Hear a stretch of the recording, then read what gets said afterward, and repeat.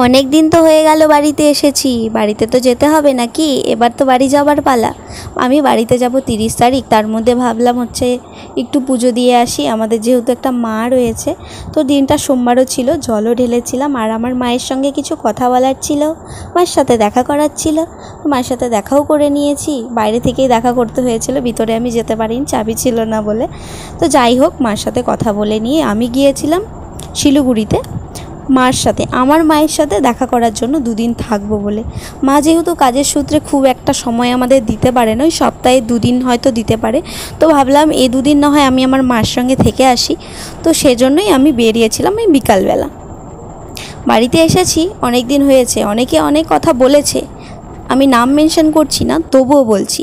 পাড়ার 2-1 জন রয়েছে, তারপরে কিছু রিলেটিভস রয়েছে, এমন এমন কথা জিজ্ঞেস করে না, সত্যি ভাবতেও অবাক লাগে মানুষ এখন কোন দুনিয়ায় পড়ে রয়েছে।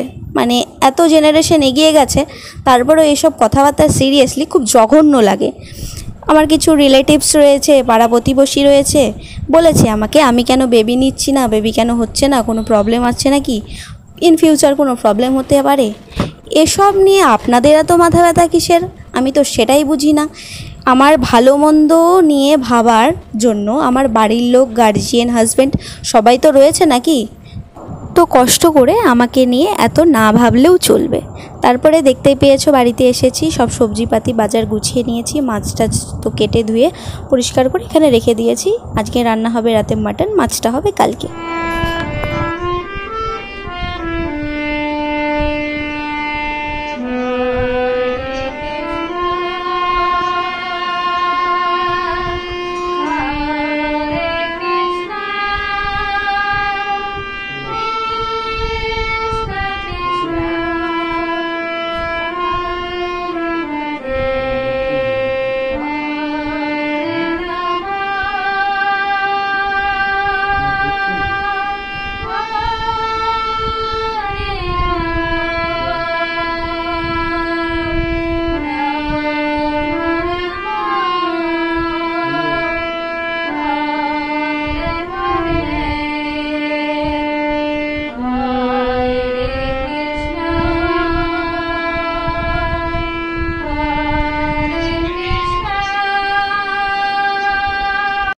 তো এদিকে মাটন রান্না হচ্ছে।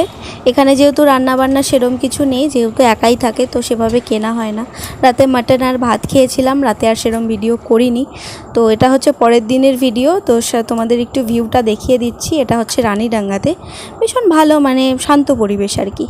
তো শুনতেই পেয়েছো ভিডিওতে আমার মা গান করছিল। উনি ছোটোর থেকে গান বাজনা করতে, নাচ করতে ভীষণ ভালোবাসতো, একটু আধটু হয়তো শেখা আছে, আর এখন ডক্টর লাইনে আছে।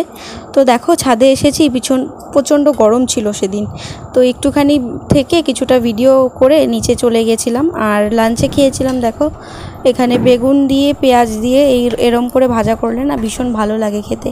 আর ছিল কলমি শাক ভাজা, আর ওই যে কালকে মাছ ছিল, সেই মাছের ঝোল করেছিল। তো বিকেলবেলা ভাবলাম আমরা বাড়ি চলে যাই, আর ভোরবেলা কালকে মা চলে যাবে, তো ভাবলাম আমরা বিকেলেই চলে যাই। তো দেখো বেরিয়েছি, যেহেতু বৃষ্টি রোদ সব একসাথেই ছিল। দেখো কি সুন্দর রামধনু উঠেছে। আমার ছোটোর থেকে এইসব জিনিস দেখতে ভীষণ ভালো লাগে, এখনও ভালো লাগে। তো সেটাই তোমাদের সাথে একটু শেয়ার করলাম। আর আমি যতক্ষণ ছিল ততক্ষণ দেখতে দেখতেই এসেছিলাম আর কি। তো চলো আজকের ভিডিওটা এখানেই এন্ড করছি। সবাই সুস্থ থেকো, ভালো থেকো, আজকের জন্য